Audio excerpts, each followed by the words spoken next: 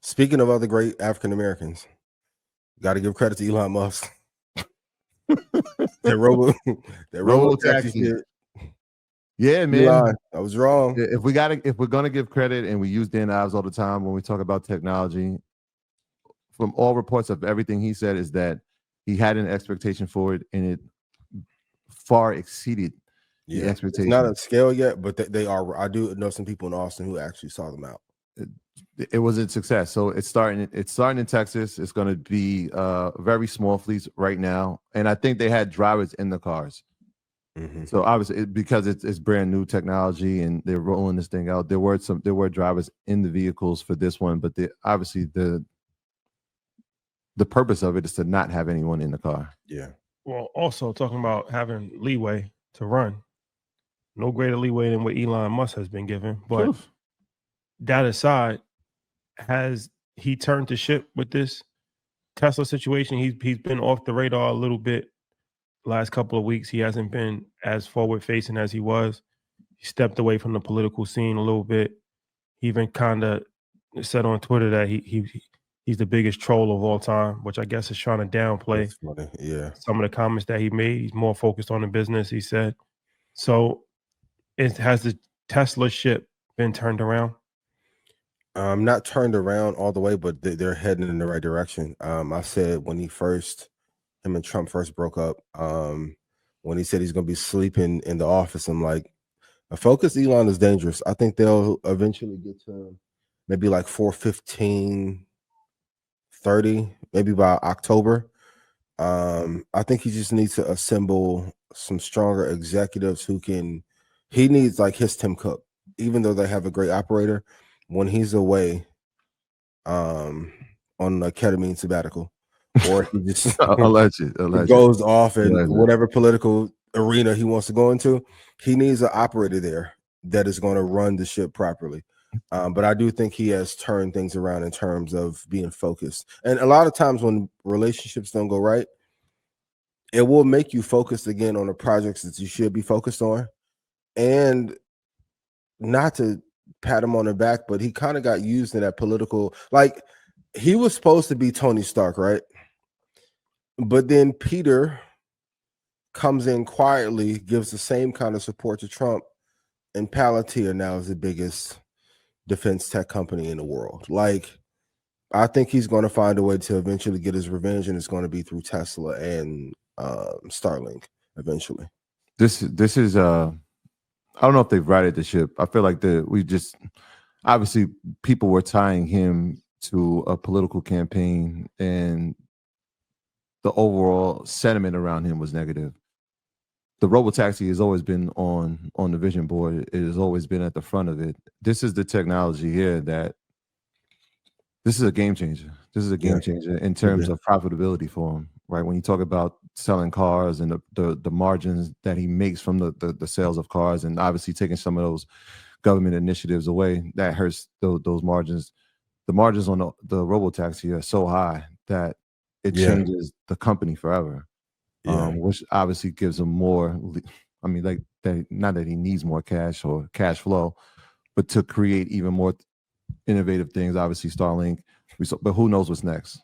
I will say this: I would not want him as a competitor or enemy. And if I help rig the election for you, let my kid wipe a booger on your fucking desk, and let me put the Teslas in front of the White House. But this is a good start. And sure. we said this a couple of weeks ago when we saw Tesla pull back. They get this right. This little blimp in the road will be an asterisk, right? Absolutely. From all reports of what people have seen, they're off to a good start. And those robots that they had were supposed to be used for national security purposes. I'm not sure if that contract will be fulfilled, but like if he makes one or two right partnerships and he's focused for 3 or 4 years, off to the moon. Yeah. And even the autonomous driving thing is, we talked about Waymo. Waymo just actually they announced that they're starting in New York City over the summer. Yeah, so that should be interesting. Driverless cars in New York City. Allegedly. That's a vibe. New York City can't even agree upon congestion pricing. I doubt very seriously that the liberal-led government of New York City will ever agree upon autonomous driving vehicle. Maybe if Man, Adams got to start partying and get in the office and do some work. We'll see. Man, Adams, can we get taxis, please? Andrew Cuomo, man, this guy got kicked out of the office as governor and came back running for mayor, only in America. Yeah, vote tomorrow. New York City, get outside. Be mindful. You think Cuomo gonna take it? Who are you endorsing? I don't live in New York City. Oh my God, it's political bullshit. What? Who you voting for? I can't. We don't live in New York City. We don't have a vote. Who are you endorsing? You don't have to live in New York City to endorse somebody. Who are the two candidates? He's in the lead. Cuomo's in the lead right now.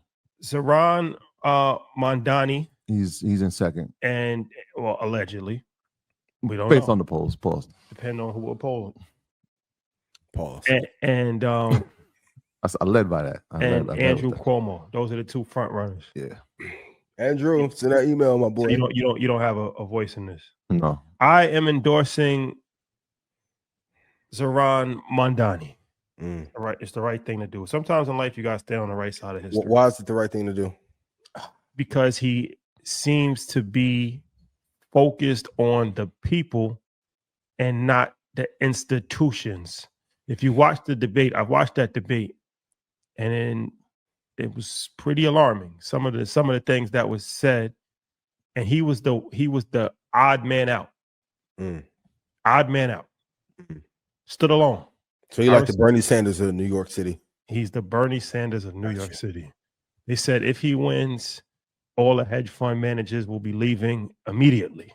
They ready to go to Miami anyway. Anyway. What? Ken Griffin to sell some of them lots he got down there. So for what it's worth, that is my endorsement for New York City mayor. I believe in his campaign. Okay. Cuomo on 5. Cuomo, I think he'll win. I think he'll win. Yeah, I think he'll win. I'm not saying New York City. I think he'll win. Shout out to New York City, all the children in New York City. It's the last week of school for them. Shout out to all the teachers, everybody graduating this year. I forgot to say that. Shout out to everybody that's graduating as well. We got 2 graduations in the household this week. That's amazing. Yeah. Education at the forefront. That's my most important thing. What are we doing for education? Nothing. That's another conversation. No. Don't say nothing. Don't say nothing. Nothing for education. Don't say nothing. There's some guys who are creating some stuff for education. Well, that's already been created. Well, that needs to be implemented throughout New York City. Well, that's why even the roadblocks and that. Like once I found out that the institutions don't want the kids to know what they need to know. Yeah. I'm like, what? Even if you do it for free. Man versus machine. Yep. Man versus machine. Yeah. I know some guys. Yeah. But yeah. Get your ticket to investors. Crude is not going to $300 a barrel. I don't care what strait they close.